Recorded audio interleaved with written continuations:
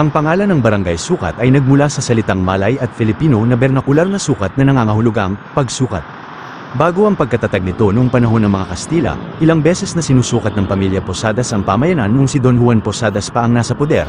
Bilang alkalde noon ng Maynila, si Don Juan Posadas ay malapit at may koneksyon siya sa mga opisyal ng pamahalaang Espanyol.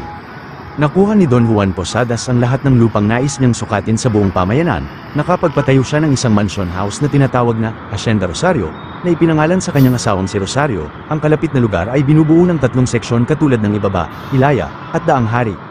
Sa panahon ng pananakop ng mga Kastila, nagkaroon ng labanan sa loob ng Maynila o Battle of Manila Bay. Ito ay isang pangyayari na tuluyang nagpasimula sa digmaang Espanyol at Amerikano na kung saan ay pinasabog ang barko ng Estados Unidos na Maine sa baybayin ng Havana sa Cuba noong 15 ng Pebrero 1898 na ikinamatay ng higit kumulang 246 na katao.